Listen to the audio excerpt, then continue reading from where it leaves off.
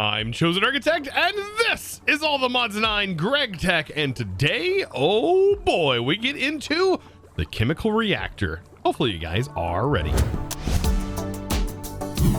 Now, over the last couple of videos here in All the Mods 9, I have dabbled a little bit with Gregtech, and I tell you what, so far it's not been too bad, but I think we are about to hit the point of no return, and that is because today we're going to be playing around with the chemical side of things.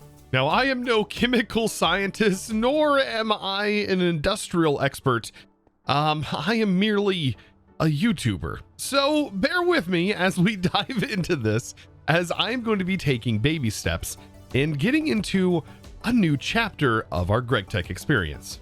Yes, the next chapter is preparing ourselves for the EBF, which it does look like through the quest line here, we are going to need to produce a couple of different products, which are actually byproducts of other things. But to get these byproducts, we need other products and byproducts of other things. So that means today, I think ultimately, we need to get started with our basic chemical reactor and then work our way towards ore processing. And it says it's the basics, which kind of has me concerned because it doesn't really seem basic at all. Now, as much as I would think that the path through this mod is linear, it really doesn't feel that way, as every new thing sort of branches off into a new machine. This one right here talking about the basic chemical reactor, saying that, hey, this bad boy unlocks a cheaper rubber crafting recipe, which is interesting because we do need a lot of rubber, but this isn't the main use that we're going to be using this for, I think. It is going to be producing sulfuric acid from sulfur trioxide, from sulfur dioxide, which ultimately will lead us to some sodium persulfate buckets, which will then be used to make gallium as a byproduct of ore processing. Are you keeping up? I don't blame you if you're not. Now, I will say I am kind of looking forward to a cheaper way to make rubber, because making rubber is going to allow us to expand our power network and actually start crafting higher tier cables, which we can then use to power more machines instead of just doing one per machine. And if you missed a little bit of the prior episode, these are basically converting our infinite RF into EU power, but for one machine because they only have 1 amp. And the more amps we have, the more machines we can ultimately connect up to the one block. See, I'm slowly catching on. I'm figuring things out. So I've been doing some testing to see if I can get some things to work, because we are going to need quite a bit of oxygen gas. Now, or sorry, it says say oxygen gas, but gas bucket, it's liquid. It's liquid oxygen, which seems kind of weird when you think about it. But all of this right here, even though I haven't produced this bucket, I am technically producing liquid oxygen, but I'm producing it through mechanism. So that may sound like a little bit odd, but right here, I am extracting liquid oxygen from mechanism and some sulfur dust that we have on stock from our mystical agriculture crops. And I have this program card set to 2. And going inside of this basic chemical reactor, we can produce sulfur dioxide. This is one of the first steps. And I needed to make sure that I could actively use this liquid oxygen. But let me show you how I'm actually getting that liquid oxygen, because this shows a really convoluted step for basically getting this stuff, which we may still have to do based on the way the quests are set up, but we'll do that later. So to get this to work, basically I have myself a liquid oxygen drawer that is connected into our fluid network. That way this Planergistic system can use this, and I'm using a rotary condensator that is going to be hooked to my regular oxygen from mechanism, and hopefully this doesn't seem a whole lot of craziness. But if I go inside here, I have my oxygen set, and then I go to my side configs, I can go under gases, clear this, and say export or auto output to that bottom section here. So make sure that the auto eject is on, and then that should send oxygen into my rotary condensator, in which I can give it some power, for example, from like an Intergate. I don't know if this Intergate can support it or not, but we can go ahead and put it on there. And let's see, can that handle max power? Is not enough power. That's fine. We can just put a more higher power gate on here. So we'll put for example, a blazing gate. That should be more than enough. And bam, So we are now taking that oxygen. Wow, that's still not enough. With that still not being enough, I'm just going to put a point on the back and just give it all the power that it could ever want. There we go. Perfect. So now it's using its like 50,000 RF to maintain that. It will stop using it once this is nice and filled up, but that is probably producing oxygen like faster than we'll ever use it. And there we have it. We are producing liquid oxygen in which this can actually use. Now, I think it can also use the gas version of the oxygen, but it's a lot harder to move that around in this mod, it appears. Another thing I did notice is inside of these machines, I can actually click the buckets to fill the buckets with the fluid, which is nice. So that way we can have this bucket not only for the quest, but we can use it now to send into a drawer. And I figured out a clever solution to the drawer stuff. So instead of having all of the drawers claimed, like you see, they are not claimed right now. I figure what I could do to make sure I can get these items in here is just leave them empty. So for example, things like this, I had to pipe into this, so I had to unlock it. And the best thing to do is just not even have it connected when you go to do this. So like with it locked, I can't put the items in it. I can't like right click the bucket or anything like that. So it's best to have it not connected until we want to connect it. And then I can put the fluid in and then lock it. And then it's good to go. I also though did run into an issue earlier where this just seemed like it wasn't automatically sending for whatever reason. Like it got down below like a bucket and I guess it just wasn't recognizing it. But I did seem to fix it now. There's just a lot of odd things that I'm probably going to have to work through. Just a bit of jankiness with just the way that systems work together sometimes. Now, last episode, I ended up having some problems with auto importing, but it seems like this is working. I put the import bus on the bottom here, and then inside the machine, I have just both of these configured. And so long as both of these are connected and checked, it seems like it is now pulling the fluid out of here and sending it into those storage containers. So just when you think that everything's good, we need to move on to the next step. So the next step says the chemical react sulfur dioxide with more oxygen to make sulfur trioxide. So it does appear like sulfur dioxide. We need to take this sulfur trioxide bucket, which we are about to produce, it looks like. We're going to move on to the next step. So this stuff right here, apparently it goes into the chemical reactor with more oxygen. So now we need to put 2 different fluids into this container. However, this one doesn't have any program card because the last one had to be set to program 2. This just seems like it should be able to hold these 2 fluids. I hope. So I'm hoping that with the way the exporter round robins that it won't fill both containers with both fluids, because then that's when trouble would arise. Now, some really useful tips is you can actually bookmark over here. So we actually have these items here. I can hit the bookmark and then I can bookmark this. And because these 2 things need to go over here and they need to be set to scheduling mode round robin, what I'm going to do is I can then drag them over into here, and that should hopefully start the round robining of these 2 different chemicals. And hopefully that will work. Does the oxygen need to go first? Is there like an order to this madness? Oh no, let the frustrations begin. So it does show like, it doesn't really matter, I don't think. It will just show sulfur on this side, sulfur dioxide, and then the oxygen on this side. Sulfur dioxide, oxygen on this side. I think it needs to get to a full bucket first, which these exporters, by the way, do get progressively faster as they move along, but there it goes. So yeah, having it in that round robin mode is going to be nice. They will go faster, just like how this is going faster. AE cables kind of work that way. They start off slow and then they progressively get faster, just like you're seeing here. But look at that. We now have a sulfur trioxide. How convenient. And we now have a new fluid to put into our fluid containers. See, at the moment, it gives you a nice little high whenever you find out these cool things and like, you're like, oh, this is working. And then we're probably going to hit a bottleneck where we find out how little we actually know about this mod. And then we just sink into the ultimate Greg depression. It's bound to happen. So just be positive. What is wrong with you? Just be positive. Okay. Oh, you heard me. Sorry. So now on my next setup, I almost messed this up, and I took another glance at this under the chemical reactor, and I was like, okay, it just requires water, because I've seen this first recipe here. You can use liquid here, but it takes for some reason 4 buckets, and you also need the hydrogen sulfide. So I was like, almost got confused. It's very easy to get confused. We have sulfur trioxide that we're turning into sulfuric acid in the next step, and we just need water for this.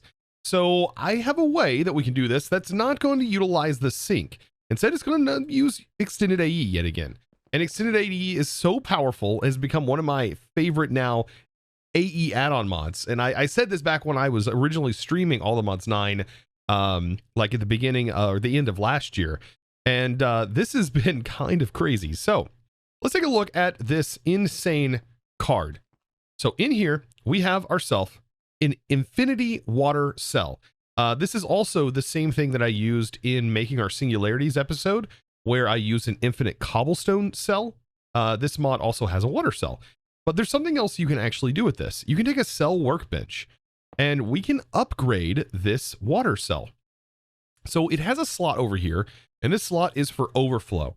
So what this will allow us to do is, instead of using a water can, for example, or a water storage, what we can do is instead, we can take this cell right here, and we can just have water that we get as an extra byproduct from anything, and just have it trash it. It's just going to trash any extra water that comes into the system. But there is a bit of a problem. We are going to have to make sure that our priority is set up correctly, which it should be fine because we're not sending fluids anywhere else. So having it go into here should work. And so putting it in here, but the best thing to probably do would be to have this in a higher priority disk drive and set that priority higher. So that way it would go to this first before trying to send water anywhere else. But I don't think we have to worry about that priority setup here. So there we go. So now I have access to water in my system without actually needing to use another storage bus connected up to a sink, which has all kinds of other drawbacks. So here we go. We should now be able to take our new product, which is the sulfur trioxide, and we can take water. For example, I think this regular water right here should work, making sure we're not clicking on any other kind of water. And then inside of my exporter, I should be able to just put the sulfur trioxide and our water in here, and then that should start to round robin. And there's our water infinitely being generated from that drive, and this should be round robining just like we want. And perfect. We should now be producing another liquid, which is going to be that sulfuric acid. Oh boy. Now, after all of those fluids are ready to go, I am back at my mechanism area. This is where we set up a ton of mechanism related things, where several episodes ago, we started producing antimatter and also ended up getting a fusion reactor up and running. That's a lot of antimatter pellets building back up. Anyways, back over here, we have ourselves some thermal evaporation chambers. I have a couple of them. And of course, these no longer really need to be running, nor does our fusion reactor. It really doesn't need to be running either. But what I really need to do is I need to start stealing some of this brine. Now, I'm okay with my fusion reactor going down after we start this process, but I might need to set up another thermal evaporation chamber somewhere else to just do this whole process as well. I still am debating on whether or not I should just steal from this one or do another one in the space station. Oh, I'm sorry. I forgot to also mention why we actually need this in the first place. And that is because to be able to make this bisulfate, we are going to actually need salt. And while there's other salt alternatives in this pack, mechanism salt seems to be like the way to go for actually getting the salt for the Gregtech. And yes, you can find ore. That's one way to do it, but we should be able to passively generate it. There's also bees that we could use, but bees are kind of less useful now that we can't like super accelerate them, even though this probably could keep up with the whole production, and to make it, it's pretty simple. But brine would allow us to definitely guarantee an unlimited amount of it just from water and a little bit of power. All right, so I made my decision. I'm just going to utilize this for now, and if this is not going to be fast enough, then what I'm going to do is I'll just build another one. I think I can take this one even taller if it's also not enough. So I just got to get some upgrades. So let's put some max upgrades in these bad boys, get them up and running, going really fast. Ultimately, that's what I want. And it does appear that this does produce gaseous brine at an okay rate. Okay, so do we have nothing in here? That's empty, that's empty. So this should be automatically sending that gaseous brine out into the chemical crystallizer, but it doesn't appear like the crystallizer is accepting it. So I do need to say gases, input here. And then this is as fast as this is going to go. I think this is actually max upgraded. It does appear to be. So that's okay speed. I think maybe making one more crystallizer one or two more would definitely make sure we always have salt in supply. Oh, nice. I went ahead and added 3 more on top of this, and this seems to be sending plenty of salt for now. But we may have to, like I said, upgrade this in the future. It definitely seems like we are definitely producing enough brine. It's just the fact that these crystallizers are pretty slow. So now with the power of salt, I should be able to make that sodium bisulfate. So we're going to make salt. Yeah, salt dust. Now to be able to produce this just needs salt and then our sulfuric acid that we had just produced. And this should give us a hydrochloric acid as a byproduct and also give us sodium bisulfate dust. I think both of these things we're going to definitely use, but this is something we're going to keep in mind. And we also need our programming circuit set to the configuration of 1. Now, a lot of these processes are very repetitive. We're doing this process into this process, into this process, into this process. Now, I will note, I'm doing it this way because I want to keep those fluids all separated, but I think you can actually have these machines all linked to each other, technically, in some way. But doing it this way, I get to make sure I have a backlog of those different fluids if we need to use them later on. And this setup, the way I'm doing it right here, I can scale up vertically. So I can take this up vertically and basically do these same operations going up. And really, I don't have to have the importer on the bottom of these. I could have an importer on this side of the cable. And then that would make it even more clean, I think, especially when scaling it up. But right here is our other basic chemical setup here. And this is where we're going to be making that the item, and also this is also going to make a byproduct of the hydrochloric acid.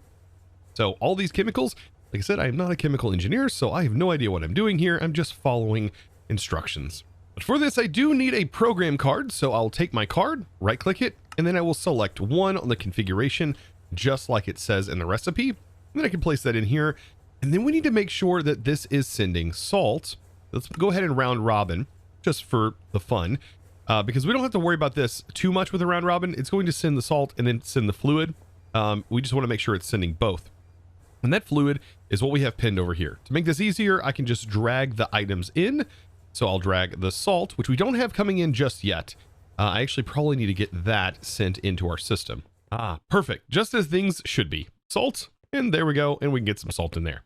Now we should have salt ready to go. So with this, I can go inside and say salt and also send that sulfuric acid. Oh boy. And this is going to start producing it once it receives the amount that is actually needed for the operation. Takes, like I said, a little minute to kind of get up to operation speeds, but chemical reactor. So we see that here, just 1 bucket, and that should produce 7 of the dust and then a bucket of the acid. And we'll see that as soon as this hits the next part. There it goes, 750. It should start getting progressively faster. 875. I could put acceleration cards in here, but I just don't think that's going to be necessary. And there we go. So there's our 2 byproducts. And we just need to make sure we have a bucket ready to go to grab this out of here. And then we'll also, this item will just go into our base storage, not into a drawer or anything, just into the base storage cards. Now, after getting the fluids all handled and the importer on, this is now sending out the fluids, just as I would hope it would. Now, I think for this one in particular, I might need to add an acceleration card just to make sure it is grabbing all of this acid out of here. Now, I did find some weird interactions with the way that these like interact with the import bus when there's multiple things here. So I have this max upgraded with the acceleration cards, and it does appear like it is working, but I had to make sure these were both set. Clicked on the bottom, make sure they were both set to auto output and allow set here. And it does seem like it is working now with the speeds increased, and that's exactly what I wanted. It's actually all working. That's all I could ever hope for. Now, because of that prior setup, producing a byproduct, byproducts, in my opinion, need to be voided if we're going to store them in a drawer like this. So I went ahead and added a netherite upgrade, 1 for right now. If we need more later, I think we'll be able to easily produce more of this fluid. But once it ends up getting to that 512 bucket range, which is what this can store with the 1 netherite upgrade, then I want it to void. So in functional storage, we can also void fluids the same way we void everything else by using a void upgrade. And as soon as we put that in, now whenever it reaches max, it will start to void the rest off. So with that ready to go, next on our list is to take that sodium bisulfate dust and turn it into the sodium persulfate dust, or sulfate bucket liquid. And the more I look into this, the more cursed it gets, as we're going to be producing hydrogen gas liquid millibuckets. Yes. So I guess it's all handled in liquids in here. So even this, it says the state of it is gaseous, but it's still handled with fluid pipes, from what I'm guessing, it being in millibuckets. Unless there's like a gas pipe now that I'm going to have to use, and then I have no idea how I store this gas, but we'll get to that whenever we figure it up. I'm wondering, is there a hydrogen gas bucket? Yes, of course there is, because it's upside down and it's holding the gas. I guess that makes sense. I know. Yeah, just flip the bucket upside down and now it can hold gases. Yeah, you see where I'm coming from? Because gases don't have a weight, right? No. All gases are like helium, right? Nothing sinks. Oh, wait, I'm not a chemical engineer. What am I talking about? So now for the fun part, we'll hook in our basic electrolyzer, not electrolytic separator, which not to be confused with mechanism. And I should be able to now take the product that this just produced. If I grab one real quick, boop, we'll take this and we should be able to export that now into this machine. And once there's enough of these, I believe that is when it will kick off. And I don't think I have to provide anything special here. This is just going, once there's 7 of them, produce the sodium, 500 millibuckets of it, and also produce the hydrogen gas. And off it goes. These basic machines honestly aren't that crazy slow. They seem to be working pretty good. And there we go. So now we have this going onto the bottom, and hopefully I can just use a regular exporter or importer to just get the fluids out of here. So I've been playing around with a couple of things while I was getting this all up and running and just letting it kind of run. Trust me, it's been quite a bit of testing in between the last clip and now. But I was running into an issue where this was actually pulling items in, because last time I configured this sticky resin machine, this assembler, I ended up setting up a way to automatically pull in utilizing these LV robot arms. Pretty cool. Pretty cool. They can auto input. But what I didn't know is how powerful these item filters are that can also go in them, because I didn't know that we can have the exact amount supplied. So you can say supply exact of what's in here, and most likely it will keep both of those things in, and it won't allow anything else to transfer. So you have the keep exact, which is insane, and I love. And that's the one thing I was missing. I did not know. I'm gonna have to play around with this in the future for other machines, but this really makes things a lot easier for me, especially when using something like an import bus. Sorry, not an import bus, a ME interface. I keep getting those confused. Too many mms. Yeah, just too many. So some other troubleshooting issues I was having was like fluid storage. For some reason, the fluid would just, if the tank hit 0, this would also just stop trying to put back into the tank. Found out, I think the best way to kind of solve that is by underneath here, making sure the fluid is just set to auto, and that would solve that problem. And so far it has fixed that problem, but I am definitely keeping an eye on it. A lot of things with the configuration of the machines interacting with applied energistics. There's a lot of interesting quirks that I've had to kind of play around with. But ultimately, we have produced the thing we need to produce, and that is the sodium presulfate. And the main reason that we needed this was to incorporate it into an ore processing system, which we're going to be getting into very soon, ores in general, because we need to generate them, but we also need to process a lot of them. So to be able to do that, we actually needed this stuff right here for the basic chemical bath, for at least some things that get washed. For example, as it mentions here, if you start with the that sodium and you put it in the chemical bath, it says right here, replacing the ore washer in the refinery step, which we haven't done just yet. It says that we can get the gallium as a byproduct of processing the bauxite. So it's just another way of getting like extra things out of all of these ores as we start to kind of process them, which is going to be a major thing that we're going to have to do a lot of. And you can get a little sneak peek right here. And yes, I've already made the machines because I took a little bit of a deep dive into this stuff, and I was doing some testing and seeing like the recipes and stuff like that. And it's all craftable. We can craft all of these things. It's just putting it into practice. That's the big part. And it's very interesting, especially when you look at, for example, the ore processing recipes. There are some very interesting ore processing diagrams in here that look very confusing. And there's tons of them. Look at all these. But if you break it down, it's just a lot of the same processes, just showing you all of the different branches that could take place depending on what machine you used in a certain step. And yes, you can technically have this right-clicked on a cauldron to bypass the regular water or washing, but that just feels really broken. And you know, I just don't need that much jank in my life. Now at this point, I am pretty much ready, I think, to move on to that next step. And I've got this all ready to go for scaling up. I can, of course, scale this up. I have it nice and set up underneath with all of our cables running, only using 2 channels as of right now per machine. But that means we can scale this up to effectively having even more. Like, we would definitely need to branch our peer-to-peer off to give this more channels and so on and so forth. But that's something we'll do later on as we go. But for right now, I can just keep scaling these up, which I think is really, really cool. I could even give these their own channel each. I could give them their own peer. And then we'd have a ton of channels we can use for each one of these. And that's something we could possibly think of doing in the future. But for right now, this is ready to go. And the scalability is already in place.